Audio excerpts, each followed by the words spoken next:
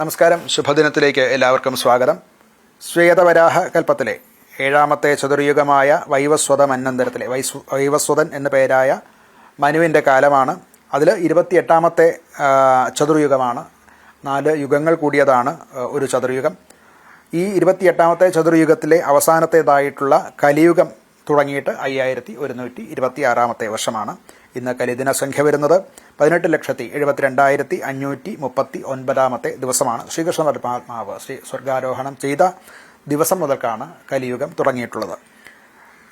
മലയാള സമ്പ്രദായത്തിലെ കൊല്ലവർഷക്കണക്കനുസരിച്ച് 1201 ആണ്ട് വൃശ്ചിക മാസം 9-ാം തീയതിയാണ്. ശകവർഷം 1947, മാർഗശീർഷ മാസം 4-ാം തീയതിയാണ്.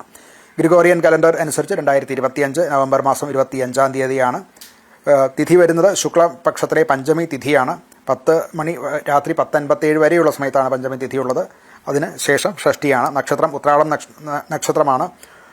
ഉച്ചയ്ക്ക് 11:57 വരെയുള്ള രാത്രി 11:57 വരെയുള്ള സമയത്താണ് ഉത്രാടം. ഇതിന് ശേഷം തിരുവോണം നക്ഷത്രമാണ്. സിംഹകരണമാണ്. രാവിലെ 10:13 വരെയുള്ള സമയത്താണ് സിംഹകരണം വരുന്നത്. നിത്യയോഗം വരുന്നത് ഗണ്ഡനാമ നിത്യയോഗമാണ്. ഉച്ചയ്ക്ക് 12:49 വരെയുള്ള സമയത്താണ് ഗണ്ഡനാമ നിത്യയോഗം വരുന്നത്.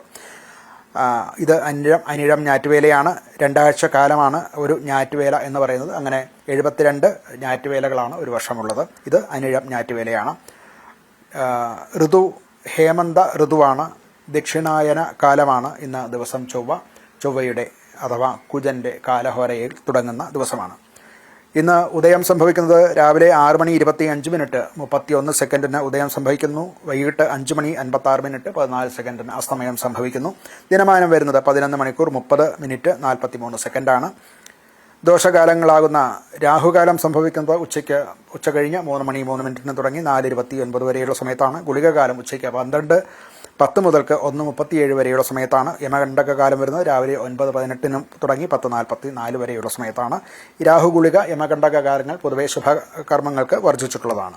ഇന്ന് അഭിജിത് മുഹൂർത്തം വരുന്നത് 11:46 മുതൽക്ക് 12:08 വരെയും മധ്യത്തിലെ 4 മിനിറ്റ് വർജിച്ചിട്ട് 12:12 മുതൽക്ക് 12:34 വരെയുള്ള സമയത്താണ് ഈ അഭിജിത് മുഹൂർത്തം ഒരു സുമുഹൂർത്തമായിട്ട്.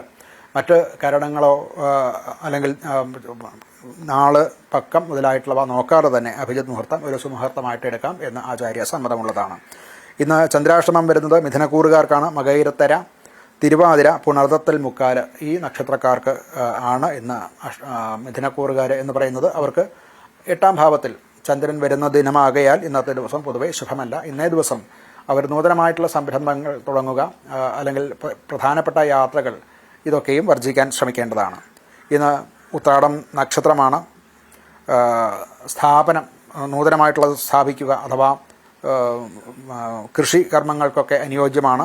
ബീജാവാപം മുതലായിട്ടുള്ളവ അനുകൂലമാണ്. മുണ്ടന വസ്തുക്കൾ, വാസ്തു സംബന്ധമായിട്ടുള്ള കർമ്മങ്ങൾ, ഗൃഹപ്രവേശം മുതലായവ ഉത്രാടം നക്ഷത്രത്തിന് അനുകൂലമാണ്. ശുക്ലപക്ഷത്തിലെ പഞ്ചമിയാണ്. എല്ലാ തരത്തിലുള്ള ശുഭകർമ്മങ്ങൾക്കും ഈ പഞ്ചമി തിഥി അനുകൂലമായിട്ടുള്ള ദിവസമാണ്. നമസ്കാരം.